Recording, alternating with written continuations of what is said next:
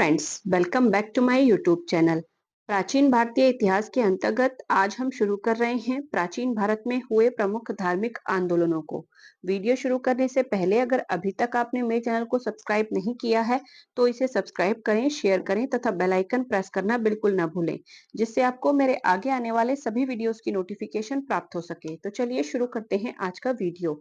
ईसा पूर्व छठी शताब्दी में उत्तर भारत की मध्य गंगा घाटी क्षेत्र में जहां एक ओर मगध के विशाल साम्राज्य की नींव पड़ रही थी, तो वहीं दूसरी ओर ब्राह्मण धार्मिक कर्मकांड और दोषों के खिलाफ धार्मिक बौद्धिक आंदोलन की शुरुआत हो रही थी।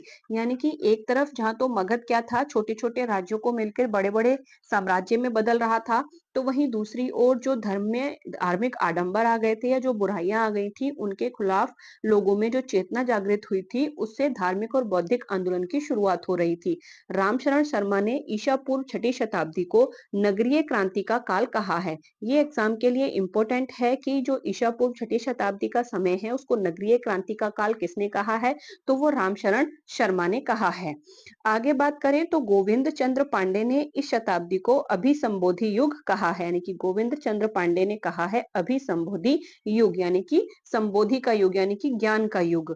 आगे बात करें तो प्रोफेसर आर एस शर्मा के अनुसार, यानी कि रामशरण शर्मा के अनुसार, बौद्ध धर्म का उदय नव विकसित नगरीय परिवेश में अवमानित मूल्यों को समाप्त करने तथा जो अच्छा और प्रगतिशील है उसका समर्थन करने या उसको समर्थन प्रदान करने के लिए हुआ था। यानी कि उन्होंने बौद्ध धर्म के ऊपर कहा कि बौद्ध धर्म का जो उदय था वो इस वजह से हुआ क्योंकि एक तो उस समय क्या था, नव विकसित नगरीय परिवेश की शुरुआत हुई थी, यानी कि नए नए नगर बस रहे थे। दूसरा, जो धर्म में कुछ अमानवित मूल्य जो समाप्त हो चुके थे, यानी कि जो बुराइयां आ गई थी, तो उसको और अच्छा और प्रगतिशील बनाने के लिए और जो प्रगतिशील विचार थे उनको समर्थन प्रदान करने के लिए जो बौद्ध धर्म का उदय था वो हुआ था। आगे बात करें तो जो धार्मिक आंदोलन थे उनकी शुरुआत क्यों हुई, तो अतिरिक्त उत्पादन के आधार पर नगरीय जीवन का विकास हुआ। जब लोग पहले क्या था, लोगों का जो उत्पादन होता था वो सिर्फ उतना ही होता था जिसमें वो अपना पेट भर पाते थे, यानी कि अपने परिवार का पालन पोषण कर पाते थे। लेकिन बाद में क्या हुआ, उत्पादन अधिक होने लगा और अतिरिक्त उत्पादन के आधार पर जो नगरीय जीवन था उसका विकास हुआ। यानी कि जब उत्पादन ज्यादा हुआ तो नगरों का विकास हुआ। इसके कारण, यानी कि नगरों के विकास के कारण कई व्यापारिक अर्थव्यवस्थाएं फली और फूली। जैन धर्म ने, अब बात करते हैं जैन धर्म की, तो जैन धर्म में जो लोग थे वो अहिंसा और सदाचार का प्रचार प्रसार करते थे, क्योंकि आप जानते हैं कि जो जैन धर्म है वो अहिंसा के पुजारी होते हैं, यानी कि बहुत ज्यादा अहिंसा पर विश्वास करते हैं। तो क्योंकि कृषि एक ऐसी क्रिया है जिसमें जब कृषि करते हैं या हल वगैरह चलाते हैं तो उसमें बहुत से छोटे छोटे जीव जंतु जो मिट्टी में होते हैं उनकी मृत्यु होती है। तो जो जैन धर्म के मानने वाले लोग थे उन्होंने छोटे छोटे जीवों की मृत्यु या हिंसा की संभावना को देखते हुए बड़ी संख्या में कृषि को छोड़ दिया, और कृषि को छोड़ने के बाद वो व्यापार व्यवसाय अपनाने लगे क्योंकि उसमें किसी भी प्रकार की हिंसा नहीं होती थी। आगे बात करते हैं जो क्षत्रिय नेतृत्व मिला यहाँ पर, ये जो धार्मिक आंदोलन हुए उनमें, तो वो कैसे और क्यों मिला, तो क्षत्रिय नेतृत्व में लोहे की भूमिका, सबसे पहले तो यहाँ लोहे की भूमिका की जब लोहे की खोज हो गई, यानी कि लोहे की शुरुआत और लोहे का बहुत ज्यादा मात्रा में जब प्रयोग होने लगा, तो उसकी वजह से जो ये धार्मिक आंदोलन थे उनको नेतृत्व किस तरह से मिला। तो जो उपनिषद है हमारे, उसमें आपको पता है कि वैसे तो वेदों की बात ही उसमें बताई गई है, लेकिन बहुत तार्किक तरीके से जो तार्किक चीजें हैं, जो सही चीजें हैं, उनको उसमें बताया गया है। तो जो उपनिषद हैं उन्होंने धार्मिक आंदोलन के लिए बौद्धिक पृष्ठभूमि तैयार कर दी थी, यानी कि उपनिषदों को पढ़ने वाले जो लोग थे वो बौद्धिक रूप से काफी सबल हो गए थे, और इस वजह से जो ये धार्मिक आंदोलन हो रहे थे इनकी पृष्ठभूमि यहाँ तैयार हो गई। इस धार्मिक बौद्धिक आंदोलन का जो नेतृत्व था वो क्षत्रियों ने किया, क्योंकि जितने भी इस समय जो धार्मिक आंदोलन जिनकी शुरुआत हुई उनके जो मेन लीडर थे यानी कि संस्थापक थे वो ज्यादातर क्षत्रिय ही थे। तो यहाँ पे जो बौद्धिक आंदोलन का नेतृत्व है वो क्षत्रियों ने किया था, चाहे आप महात्मा बुद्ध को ले लें, चाहे महावीर जैन को ले लें, या जो भी और उस समय के प्रमुख आंदोलनकर्ता थे या कहें कि नए धर्म की स्थापना करने वाले थे, वो सब क्षत्रिय ही थे। लोहे के बढ़ते प्रयोग ने इसमें महत्वपूर्ण भूमिका निभाई।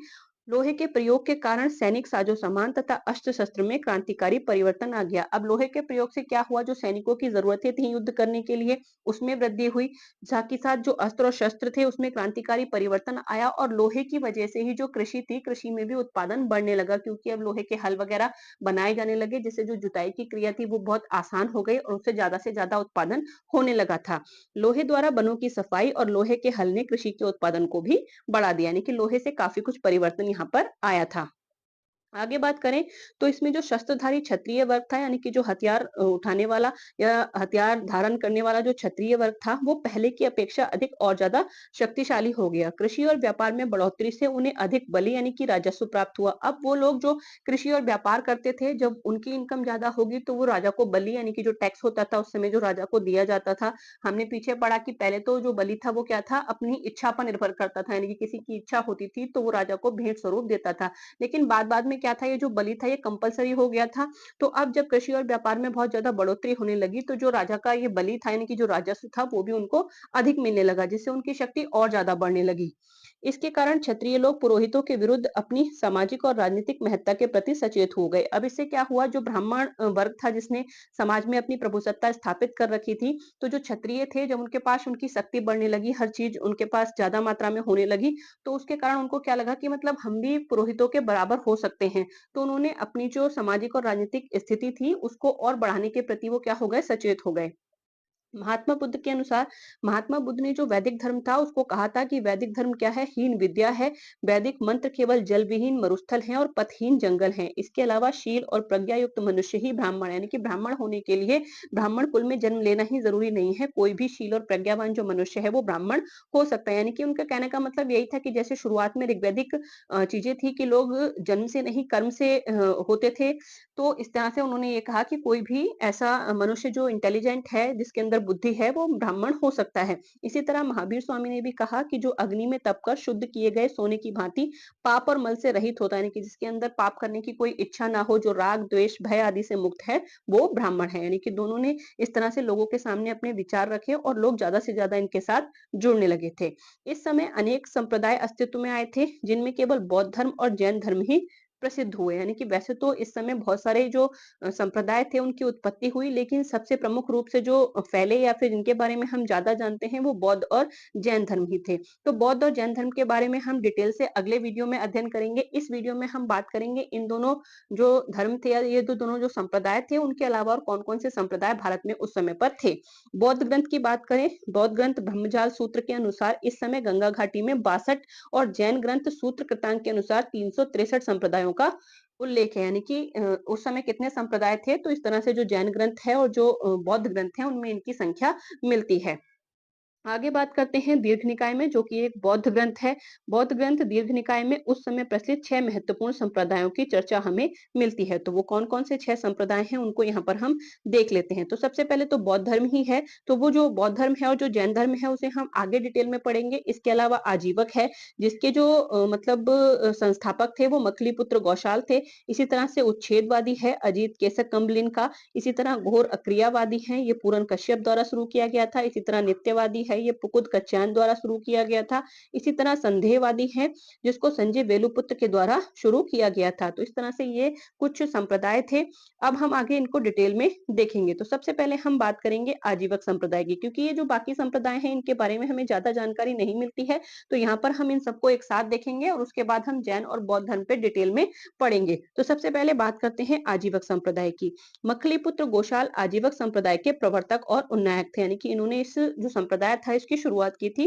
तो ये एग्जाम के लिए भी इंपॉर्टेंट है कि आजीवक संप्रदाय की जो स्थापना थी वो किसने की थी, तो वो मखलीपुत्र गौशाल ने की थी।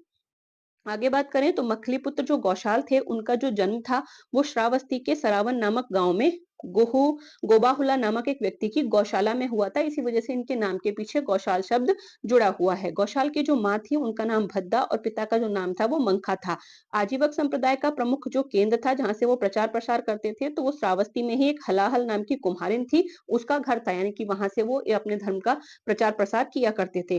जो दक्षिण भारत है, दक्षिण में गौसाल को अवर्णीय देवता कहा गया है। एक धार्मिक संप्रदाय के रूप में आजीवकों का जो वर्णन है वो पतंजलि के महाभाष्य में भी मिलता है। आजीवक धर्म के उदय में नंदवच्छ तथा किसकंसिस यानी कि जो किस सकिंच थे, ये जो दो भिक्षु थे इनका प्रधान हाथ रहा है। यानी कि इन्होंने इस जो ये संप्रदाय था इसका प्रचार प्रसार करने में महत्वपूर्ण भूमिका निभाई थी। आगे बात करें तो आजीवकों की जो मान्यता है वो ये है कि समस्त प्राणी नियति यानी कि भाग्य के अधीन है, यानी कि भाग्य से बढ़कर कुछ नहीं है, ये भाग्यवादी थे। मनुष्य के जीवन पर कर्मों का कोई प्रभाव नहीं पड़ता, ऐसा इनका मानना था और वे पुनर्जन्म की प्रक्रिया को मंडल मोक्ष कहते थे।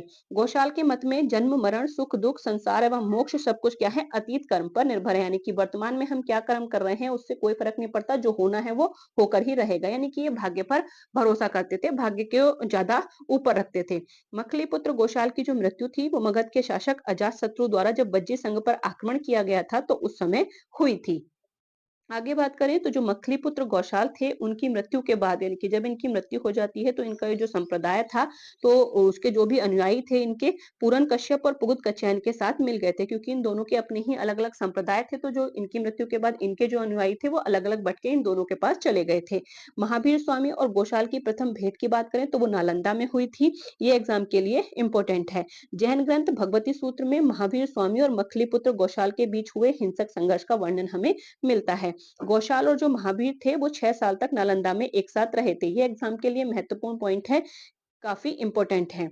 आजीवक जैन संप्रदाय या जो जैन दिगंबर थे उनकी भांति निर्वस्त्र रहते थे, यानी कि कपड़े नहीं पहनते थे और कठोर जीवन व्यतीत करते थे, क्योंकि जो जैन हैं वो भी आपको पता है 2 टाइप के होते हैं, आगे हम इनको डिटेल में पढ़ेंगे।